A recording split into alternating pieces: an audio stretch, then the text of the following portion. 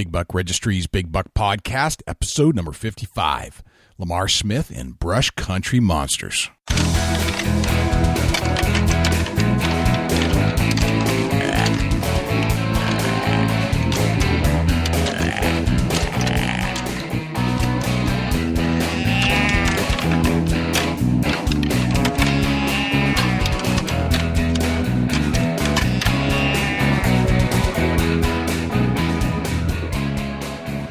Big Buck Registry is a virtual museum of hunting stories. We preserve a piece of Americana by interviewing and recording hunters about their hunts and experiences from across the country. And who knows, maybe we'll learn a thing or two along the way that'll help us take our hunt to the next level. Hi, this is Jackie Bushman of Buckmasters. You're listening to my favorite podcast, Big Buck Registry's Big Buck Podcast. Welcome to the show. This is Jay Scott from the Big Buck Registry's Big Buck Podcast, your host, and I'm here with my field correspondent from Ohio, Dusty Phillips. Dusty, what's going on, man? Yo, what's happening? It's summer humidity, summertime. I'm taking bike rides, and I'm seeing bucks, and they're blowing like crazy. And I don't know if they're little ones running around, but I'm actually just getting out this time of year, and I'm finding wildlife like crazy. Bears and deer, and it's awesome. You know, it's a great time to be outside. You know, the weather's right. As long as you can stay out of the chiggers and the ticks. Yep. It's a good time out in the outdoors right now. It really is. And things are happening. Things are happening, and I'm finding that the stealth of a mountain bike is really getting me close to animals in ways that I almost can't even do on foot. For some reason, they don't recognize the bicycle as a threat. But I think they hear walking, it's a threat. They hear a four-wheeler, can become a little more spookish. But I literally could have ridden up on two black bears walking down the bike trail the other day. That's crazy. Yeah, just nuts. So we got a great guest on the show today, Dusty.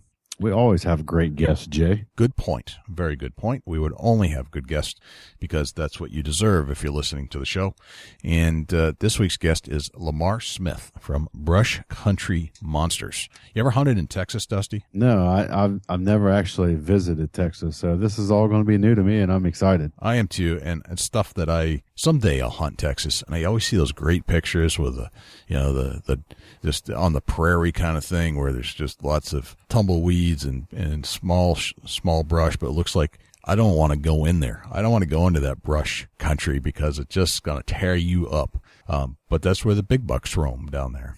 Yeah, absolutely. You know, it's a different way of hunting that, it'd be all new. It'd be totally different than what I'm used to. It'd be out of my box. Yeah. But it'd be interesting. It would be interesting. And Lamar, he's just looks like a big guy, and if you look at some of the pictures, he looks very intimidating because he has the goatee and kind of a balding head, and he looks kind of like, man, I don't want to mess with that guy. But after you talk to him, he's like just a teddy bear, just a real super nice guy. But he knows the ranch that he hunts. He knows how to hunt. He's been hunting whitetail for a long time, and he's the guide. He's the one doing the opening commentaries on the show that he does with a whole group of others. But I mean, he knows his stuff like nobody else. Yeah, it's going to be some great information on a different area that we've never really got into. Yeah. Exactly, and I'm really excited to have him on. So let's just turn the channel and get him on here. Let's do it.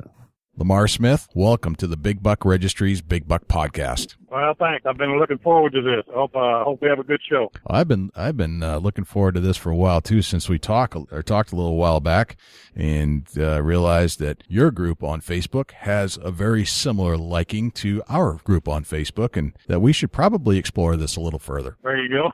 Yeah. Well, it's one of those deals where you scratch my back and I'll scratch yours, and we're both scratching the back that loves the outdoors and loves hunting and fishing, and I think we could become fast friends pretty quick. Absolutely. And we are all about the outdoors. We're all about hunting and just enjoying the experiences. But even more so, we're finding that we're enjoying meeting the people in the industry. They're like yourself, that are doing great things across the country. That's almost even more impressive than the actual hunting that we're watching and taking part in. Right. I enjoy any of my destination hunts, or even when I have clients come down to the Novillos Ranch that I've managed for the last 18 years. It's always nice to meet people, and I tell most people that hunters, for the most part, are all good guys that you want to be friends with. And for example of that, for 18 years running the Novillos Ranch, we've only had 3 people that we requested not to come back, and that's pretty good record. That's fantastic.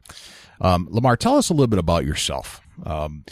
Let's go back to like childhood. Who are you? Where are you from? I'm from deep South Texas. If you're young enough to know what spring break is, that's one of the destinations. It's called South Padre Island, and it's about 45 miles to my east where I grew up. I'm a 3rd generation cotton farmer and grain farmer. We grow cotton and grain sorghum on dry land. We depend on God's water. The Rio Grande Valley where I grew up is tropical. One of the only 3 areas in the country where you can grow winter vegetables. Been a farmer all my life, and lost my dad at a young age, but when I was 13, but I had him long enough to instill in me the joy of the outdoors, the hunting and the fishing, and it's one of the best places in the country to grow up hunting and fishing. You've got the Gulf of Mexico right there. You've got some of the best deer hunting, some of the best quail hunting, dove and white wing hunting. We've got duck hunting. It's just a great place to be raised and to raise my kids. I love being down there. It's getting a little tough a little bit right now with some of the problems that Mexico's having, but any country, any area like that's going to have some growing pains through if you last long enough. Sure. Well, you just described a place that sounds like a place I would love to go to and hang out and probably live at. And the farming, Dusty is a farmer from Ohio. He understands all that stuff. Oh, absolutely.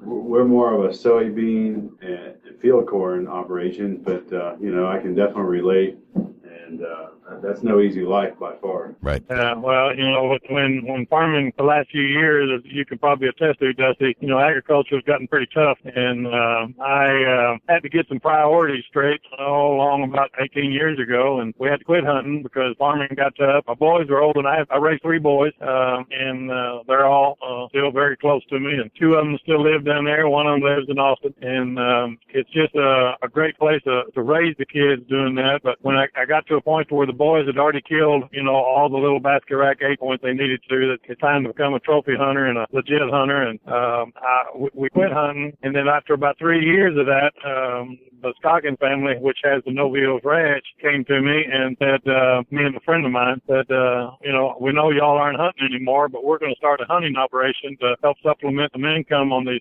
ranches up here. And we'd like to know if y'all be interested in doing it. And the rest is history. I've been there for 18 years. They helped me put 2 kids through college, and I've got 5,000 acres I can run on anytime I want. Can't shoot what I want, but when you get into the management stuff, that you can turn. I'm 62 years old now, and I don't have to kill a big deer every year. I get into the management end of it. You manage does, you manage inferior genetics, and it's still hunting. It's just you're not hunting great big horns. You're growing them. Right. Yeah, absolutely. It sounds like you got a pretty good setup down there. And who is the family that owns the ranch again? The family that owns it is the Scoggins Ranch. Their main business, they're in agriculture. They farm and they grow grain sorghum for the cattle operation that they have, and it's a specific cattle operation. It's a feed yard. It's called Star Feed Yard, and it's the biggest one south of San Antonio, Texas. It's about 22,000 head. And then when they buy these cattle all over the country and Mexico, they buy them as calves and they bring them in. They'll condition them out on these ranches.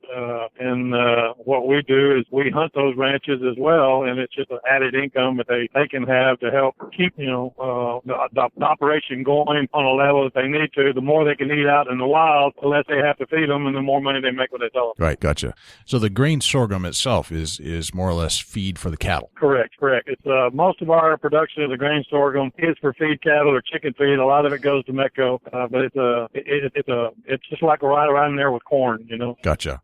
Let's talk about your crew you're working with, Lamar.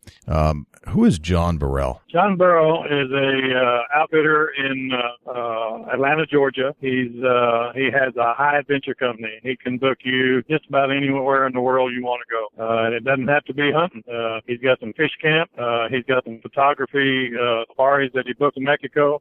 He can send you to New Zealand, Argentina, Africa, Canada, and anywhere in the United States to hunt just about about anything you want. If and he does it very well. He's got several awards that I tout him being as good as he is, and he's got a reputation for taking care of the client. Very cool. And how about Pam? How do you pronounce Pam's last name? Pam's eight. Pam was with us early.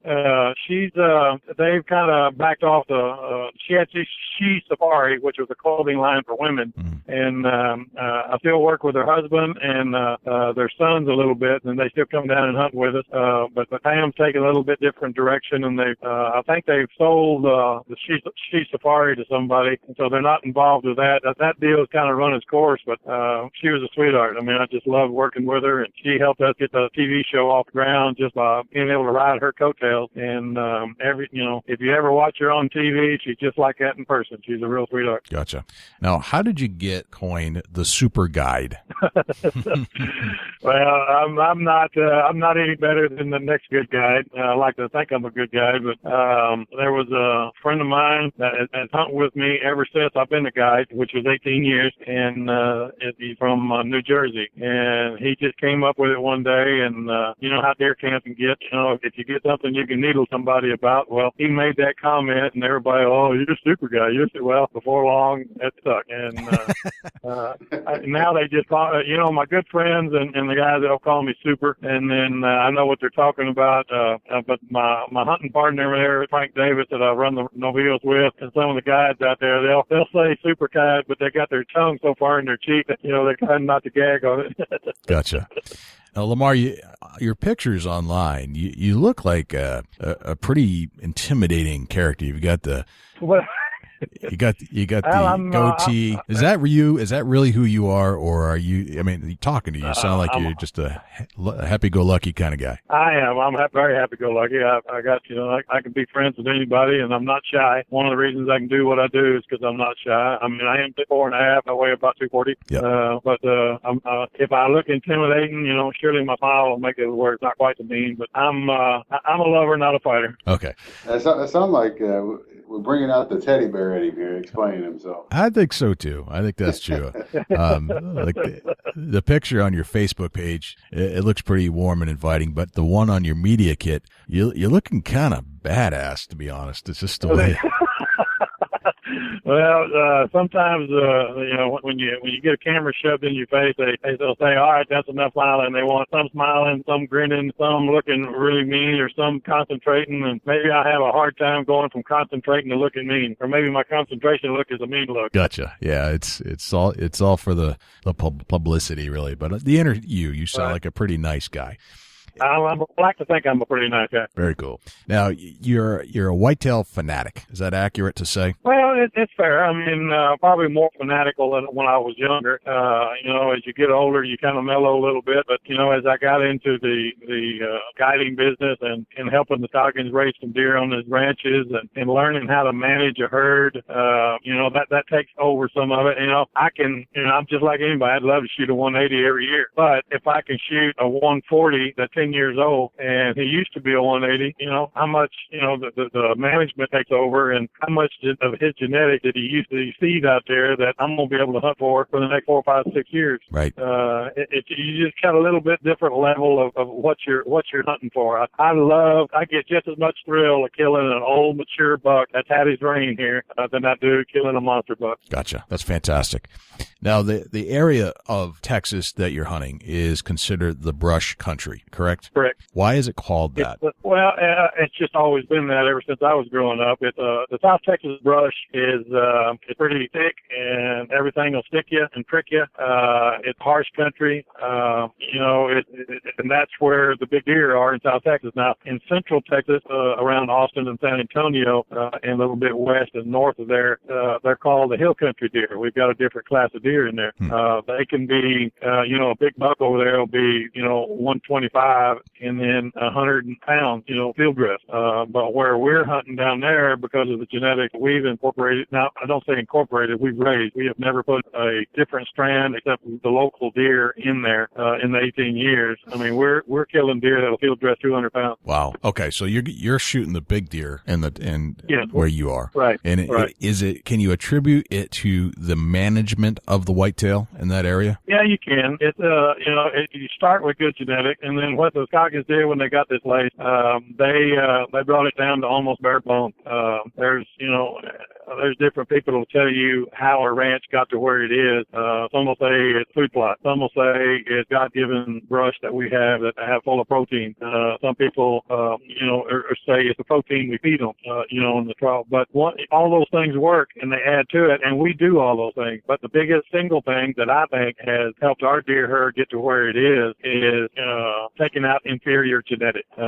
If you have for the first 4 or 5 years that I worked at the Novillos, a 3-year-old 8-point died as a management deer or for lack of a better word, a cull. We had such a prevalent 8-point genetic in that herd, everything was 8-point. So we started taking out that, and you can always find a kid or go to church and there's always a kid that'll come out or your kids or, and you can find those deer and get them out of the herd. Before too long, we started seeing less 8-points and more 10-points, but bigger 8-points. And the same thing with a 12-point. A 12-point for the first 10 years died of old age. Wow. The only time we shot a 12-point was if he was out there with a hot doe and a couple other bucks were chasing him and he wasn't paying attention. He was just eating, browse. So then we could take a 12-point. But before too long, we started seeing more 12-point. Texas is a just different beast in the fact that we can manage a herd like that because we have ranches that basically aren't public. There's so much public land in all these other states that, almost all of Texas is privately owned. Is that right? No kidding. Yeah. I didn't realize that. Yeah. It's there's a lot of things that, come up when I go on my destination hunt. We get some heat sometime for, the way we hunt. But it's what God gave us to hunt. I mean, if you see a 5,000 acre block of brush in Texas, if you don't have a road in it, you're not going to kill a deer because it's flat. You don't have the draws. You don't have the hills. You don't have farm fields in between the brush rows in the low spot. So it's just real thick brush and everything's got a sticker on it. If you don't have a road in there, you're not going to shoot a deer. Right. I've seen that in other spots of the country where if you don't have a road, you might as well forget about it because you're not going to go in there. Right, exactly. And you can't go in there because, they'll whip you every time. They'll hear you before you get 15 feet in there because you're going to make so much noise. Right. And you're going to kill a deer in several areas. You're going to kill him in the kitchen, you're going to kill him in the bedroom, or you're going to kill him going in between. Right. And just because we have a road out there and he crosses that road and we shoot him, that's the same thing as walking out into a field in Missouri. If he leaves the brush and goes out in the field to chase a doe, that's when you kill him. Right. You're not going to be given the opportunity to stalk a deer in the brush country because you'll tear your legs off. Not basically. In the brush country. Right. Not in the brush country. You just can't do it. Right. I'm not saying 100% of the country is like that. We have some hill country stuff. We got some stuff out in West Texas that you do that. But down here in the brush country where the Novillos is, and everything from say San Antonio to Del Rio to Laredo and back to Kingsville and up is that brush country that you're not going to shoot anything unless you're on a road. Right. That's interesting. It is interesting, and I think that makes a lot of sense. And it's not like hunting the Northeast or Ohio. And I mean, it's a different, it's different landscape altogether. It's a very unique area. Right. And the way I explain it to people, that it's probably the same people that send us an email every now and then that talk about the way we hunt. We can use corn in Texas, right.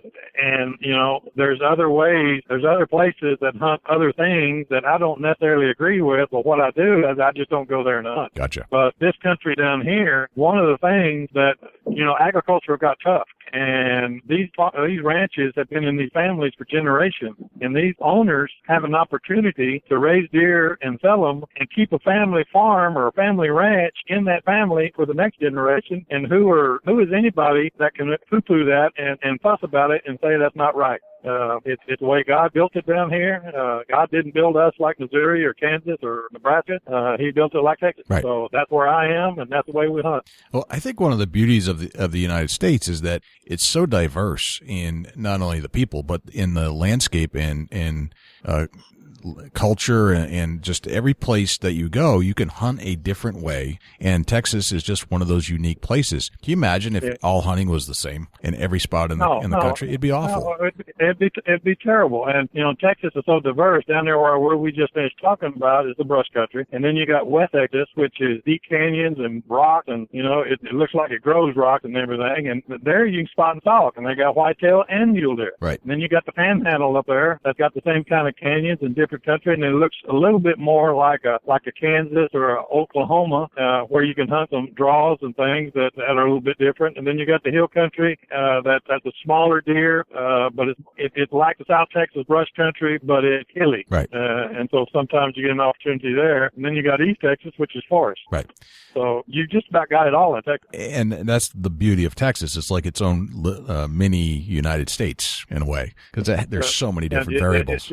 You're not going to ask me if we should succeed, are you? I'm not going to ask you that. No, this is not a political show. Okay. I mean, we could. You could. You got everything you need down there. Really, you could. But I think the rest of the country relies on Texas a little too much. A great place to live, and I wouldn't want to live anywhere else, and I enjoy going everywhere else, look around it. That's pretty cool. So let's, Lamar, if you could, I mean, you've been on a lot of deer hunts over the years, and you've probably hunted with some amazing people. Anybody in particular stick out as some people that you enjoyed hunting with more than others? Well, I always enjoyed hunting with my dad, and like I said, I lost him when I was 13. He was a world champion type shotgun shot, and he loved the deer hunt as well. And he instilled in me, he took me almost every time he could, and he taught me to rattle. And that's my forte. That's the way I love to hunt. I love to go out there and fool a big buck and to come into me in his house. And I don't even have to kill him most of the time. Gotcha. As long as I can fool him and get him. I've had some friends that I've hunted with all my life. A guy that runs with me, that runs the Novillos with me, Frank Davis. I'd go on any kind of hunt in the world with him. He's been with me for the whole ride here, and we farm together and farm next to each other, and we also like to hunt together. I love to quail hunt with him, and we dove hunt. And then there's a core group of older men that some are with us and some aren't now. Me and my brother's 4 years younger than me, and when my dad died, they made it a point to take us hunting every year. And my later years, and as they got older, I made a point to repay them, and I took them places. And I would go anywhere they wanted to go, and I would clean every deer, and I would do everything just a small way to repay them for what they did to me, for me and my brother when we were younger. Those are probably the main guys. And of course, I've got 3 sons, and I can almost repeat every hunt I've ever had with them verbatim because I just loved hunting with them too. That's awesome. Ain't that something though? I have trouble remembering my neighbor's name sometimes, but I can remember every whitetail hunt I've ever been on. Yeah. I can remember it with my boys, and I can remember what, and the thing about it is you'll think of one, something will trigger a thought, and before you know it, you hadn't thought of that hunt in a few years, but it's still there. It seems to never leave you. Right. That's what's unique about hunting in general, and when you involve your family and your friends, it sticks with you. Great life. It does. And but the ones that sometimes pop back into mind, I wish I could forget, is the ones I either missed or screwed up on and didn't get right because it was my fault. Those kind of sit in your memory too. Yeah, but some of them are the best hunts you ever been on. Also, you're right. You're exactly right. Exactly right. Lamar, speaking of hunts, let's. Do you have a favorite hunt that you've been on? Oh, I can go back when I was a kid, but I really wasn't much of a hunter then. I was following my dad. I can remember the year before he died, we jumped 3 bucks, and we were in a flat area, and before they got over a ridge, we dropped 2 of them, and I thought I was shooting the biggest one, but my dad shot the biggest one, which was about a 168 point, and I had a 10 point that went about 148, and I got both those deer on the wall. That's the last time I did it with him. But if you want to talk about me, I guess, it was about 3 or 4 years ago. It was one of my better hunts when I was in Montana, and I was with Mike Zemek of Blue Rock Outfitters, and I've become pretty fast friends with our producer of the TV show. Yeah. And he and I were out there, and we were going to be there for 5 days, and it was the first time we'd ever set up with Mike. We had met him at a trade show and on recommendation, and so we made a deal with Mike to come out there to make a show on his place and promote his ranch. much. The very first afternoon, actually it was the morning, we were going through a little bottom coming up, and Mike Zemek is looking out the left window, and Seth and I are in the right seat, and he pulled up to this little not a bridge, but a natural bridge over a ravine, and Mike's looking to the left, and he's saying, I don't see anything around here, and I know these deer are here, and they come out of this ravine about 50 yards from us, and Seth said, well, here's a buck. And we turned and looked, and it was a really nice old, full, 4x4, and he had one real long G1, and, mule deer don't have that. And one thing or other, we were trying to get on camera, and we messed up, we couldn't get it, and so make a longer story a little bit shorter, 2 days later, Seth killed an awesome deer, and so we went back and we gave that deer time to rest. We went back to that where we saw that first deer, and Mike spotted him. We made a talk on him, and I made about a 250-yard shot and dropped him in his track. So that was, it's probably about a 175-inch mule deer. Wow. And I'll always remember that story as well. Yeah, that sounds like definitely a memorable hunt. Yeah. Now, on each episode of Brush Country Monsters, you are the host, so to speak. At least that's how it's described. Are you, when they say host, do they mean that you're not necessarily hosting the show, but you're taking everybody else out to hunt? Is that accurate? Well, no, both of them are accurate. Okay. Jay. I mean, when I'm at the Novillos, I'll take out one of the hunters. We'll usually have 4 hunters at a time, and I'll take out one of the hunters. Okay. And since we started the TV show, we started filming. But I don't necessarily have to be on the hunt. I will host a show every week, and I'll introduce the show, introduce the people that are going to be on the show, and then I'll close the show. Gotcha. And probably we make 13 shows in the season, and I'll probably hunt on 3 or 4 of them. Gotcha. And the rest of them, because of the unique situation we have with the Novillos where people come to us and hunt, some people, and I don't mean it badly, I said they got an ego and they like to be on TV. Well, that feeds our script what we need. We need content. Right. So if, and it's always, and guys enjoy going home and saying, hey, next fall, I'm going to be on Brush Country Monsters. TV. You're going to get to watch my hunt. Right. That's cool. That's a cool thing. Yeah, it is cool. Yeah, it is cool. Yeah, that's a heck of a selling feature. Now, Brush Country Monsters, I mean, the name, as you have described, in the brush country, that makes sense. When did you decide to take the hunting at the ranch to a television show type format? Well, it's pretty easy to explain that. We, agriculture was getting a little tough, and that's why I went up there and started running that ranch, and then we never had a problem selling out the hunt. Jackie told us how much we wanted, how many deer he wanted to shoot, and then we sold them, and, well, one year we didn't sell out. Huh. And I don't know if you've ever heard of the shows, Buck of Tecumseh. That's a TV show that's originated down there, and Gary Swart and his partner started this show about Buck Tecumseh doing this. And so Jackie was talking to Gary one day and saying, we didn't sell out this year. And he said, well, Jackie, most of our hunts now come from the TV show. People see the TV show, and then they call because they want to come hunting there. And so Jackie called John Burrow and said, I need a TV show. And just by coincidence, Seth Johnson and John had just started a new Outdoors Interactive, a production company that they were going to start mainly building websites and doing advertisements and helping people get, brochures and building a website. And so he had a partnership with Seth, and just so happened Seth liked to hunt. So the next thing you know, Seth is our producer, and he's Seth, John, Jackie, and I started the show from that. That's where it started. That's how it came up. Gotcha. Very cool. So it's really based around the idea to sell out more hunts so that you don't go not selling out again, basically. Correct. Yeah. But, that's a limited deal. We can't shoot them all up in Novillos because we got to shoot too many deer for a TV show. And so a lot of times what we'll do is we'll go to XYZ Outfitters and say, we have a TV show in 40-some-odd million homes.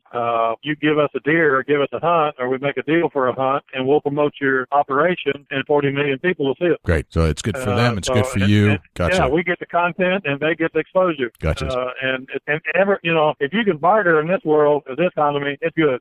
Absolutely. This is a barter type economy. So you're not always hunting on the ranch. You get to go to other spots, and because we go to last year I had 3 trips over 20 days, Nebraska, Wyoming, Montana, Iowa, Illinois, and then the rest around Texas. Gotcha. We got bigger plans coming up for next year. So the ranch was kind of the foundation, and then you've expanded into that because the TV show has become a success in a sense.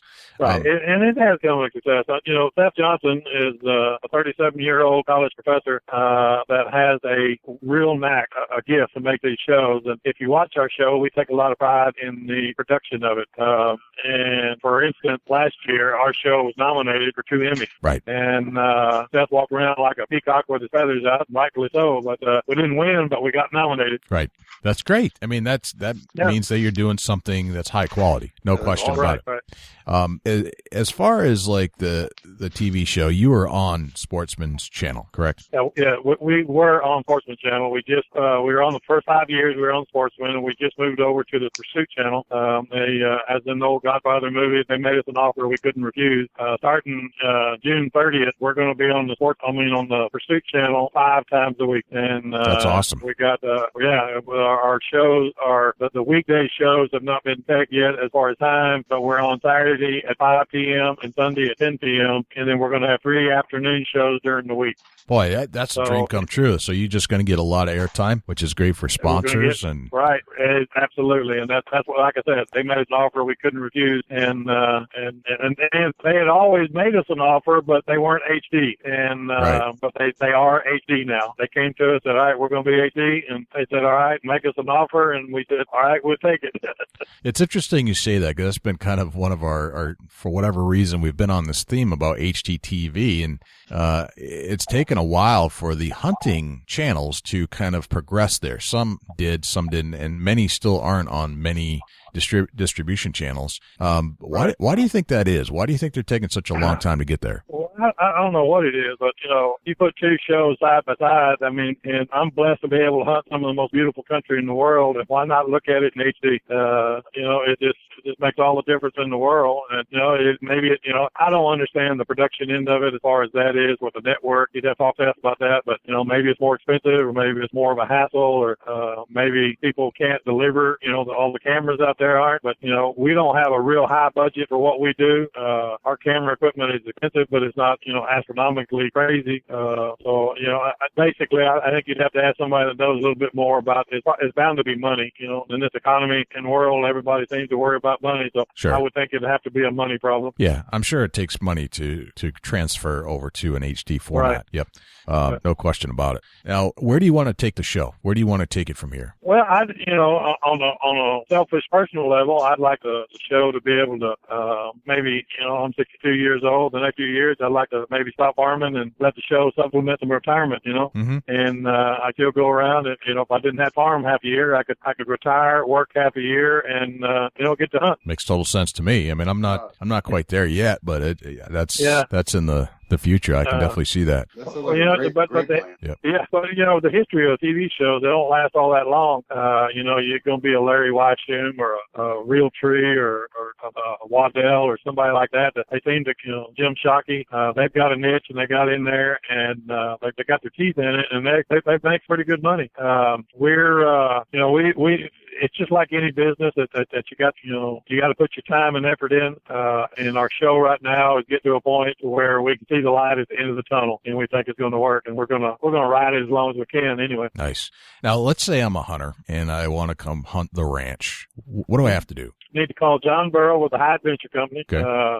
If you just look up the highadventurecompany.com, and he'll have his phone number on there. Just call him and tell him you were talking to Lamar Smith, or you saw a TV show and you want to come hunt the Novillos. Nice.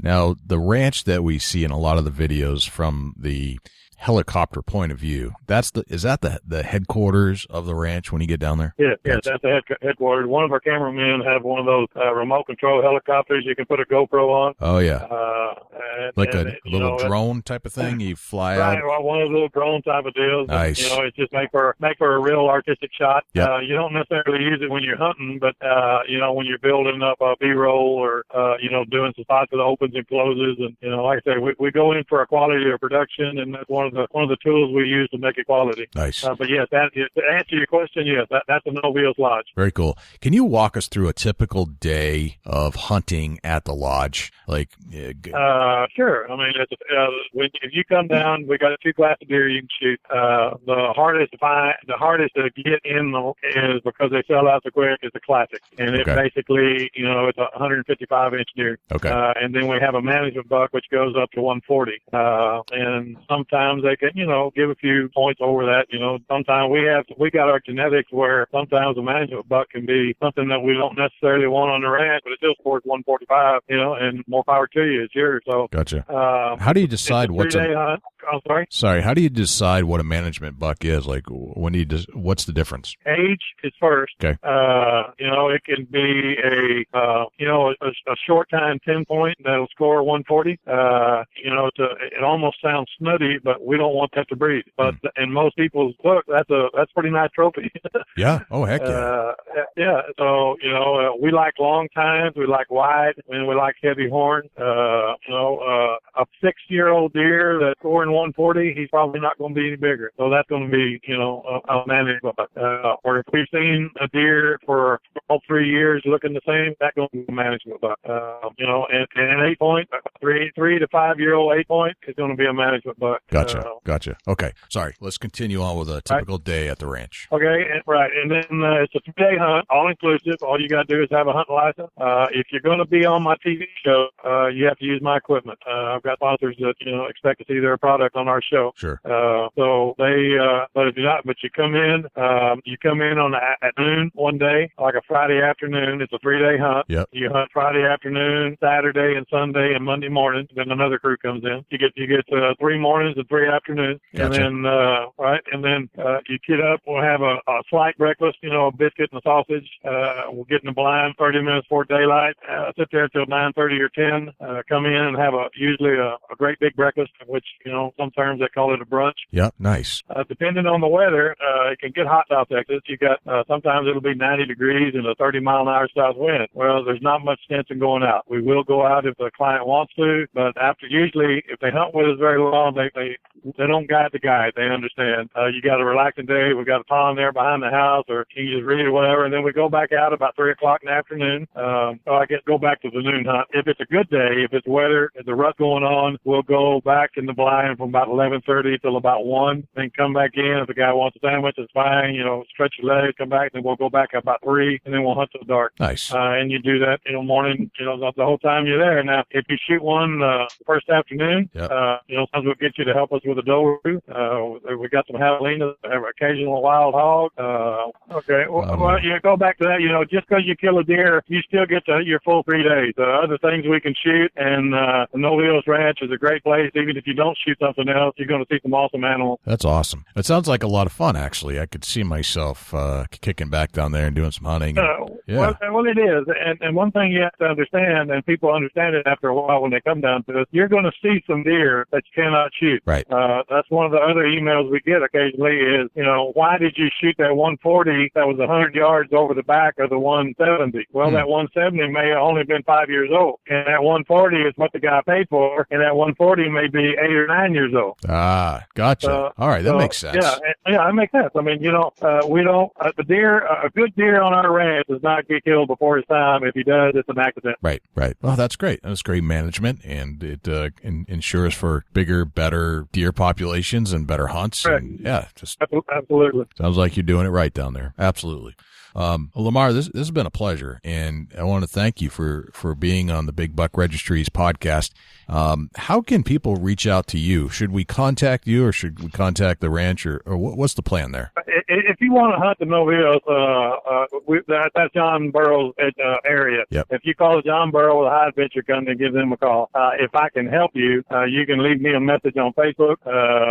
You can, send me a personal message on there, or just reply to the website. And then if it's a direct question to me, the producer will send it to me, and we can get in touch that way. Fantastic. Well, I appreciate it, and this has been fantastic. And thank you very much for being on the show. All right, it was my pleasure, and it was a real treat. And you guys sound like you're just as professional as Brush Country Monsters is, and I enjoyed it. Oh, that's the ultimate compliment right there. That's fantastic. That's great to hear. Very cool. All right, guys, enjoyed it. All right, thanks, Lamar. Well, thank you to Lamar for joining us on the Big Buck Registry. I feel like I learned some stuff tonight about hunting Texas that I didn't know. I'm ready to go to the brush country and check this out. I am too. I think it's just it's on the bucket list, to be honest, to hunt Texas. It's just such a big state, and it's so American, even though it's on the border there. But it's such a piece of Americana. That's the kind of stuff I love, to experience that kind of thing. Yeah, absolutely. It made me think of different. There's all kinds of different ways to hunt whitetails out there, and we just learned a new one tonight. Yes, and Lamar gave us some insight of how not to walk through the brush country, because it'll tear you up. I think if I go to Texas, I'm really practicing on my shot, because I don't want to have a bad shot and have to wait all the stickers. Yeah, you want those drop shots. You know what I mean? Yeah. The ones where they don't run away, that kind of thing. Yep. Absolutely. It'd be almost scary to bow hunt there, because you got to wade through all these thorns and stickers, and sounds like it tears you up pretty good if you're not properly attired for it. Yeah. Not like what I'm used to around here. That's for sure. Right. No, absolutely not. Here it's you make a great shot that the deer runs a long way on. You just walk and get him. That's right. There it seems like you need to have some special pants and be real careful as you go through. It's just something I'm not really familiar with, and I'm probably come up all torn up no matter what I do. But yeah, absolutely. I'm glad Lamar was able to kind of share his insights into that whole thing. So yeah, we thank Lamar for that, and thanks for joining us, and we hope you enjoyed it. Hey, I got to tell you, I picked up another tip in my mind that I'm going to put out there tonight. You got a tip? I got a tip. Dude, you're like the man with the tips. It's just something that comes natural, I think. This is a tip tonight that, I can't stress enough. Everybody says, I go in, I set my tree stand up, and that's where I hunt all year. But I've been seeing this buck across the field. Well, let me tell you something. My tip is, if you go in, you hunt 2 nights, you see a buck across the field that's a shooter, and you want to get on him, move your setup. Don't hesitate. Go move your stuff. Really?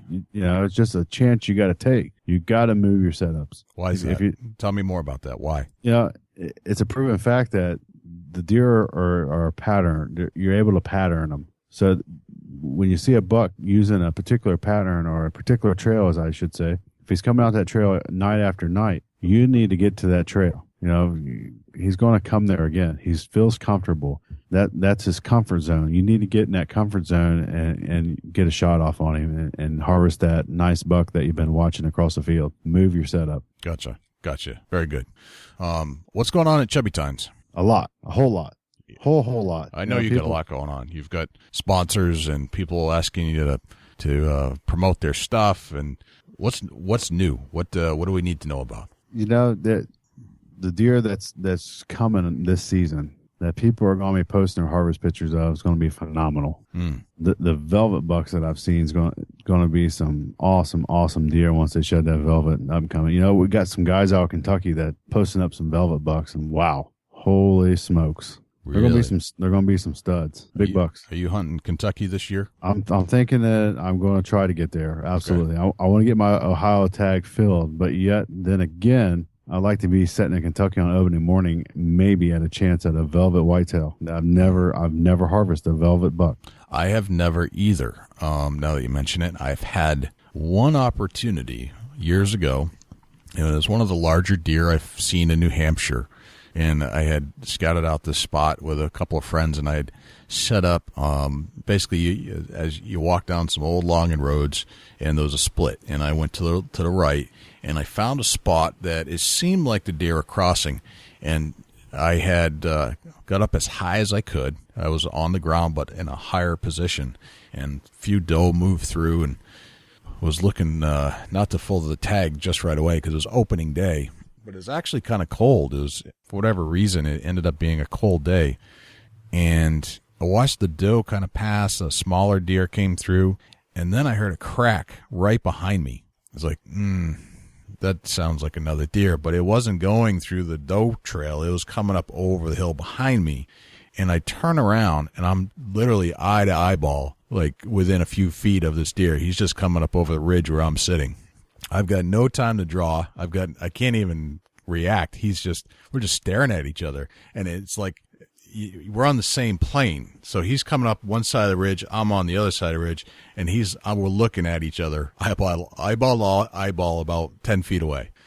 And I don't know what I'm supposed to do because I've never come that close to a deer in such a surprise moment. You know what I mean? Right. Yeah. And I look at his eyes, but then I look up and I'm not looking up very much. He's got this nice tall, he's probably a good 8-pointer, but really tall rack, and it's all velvet.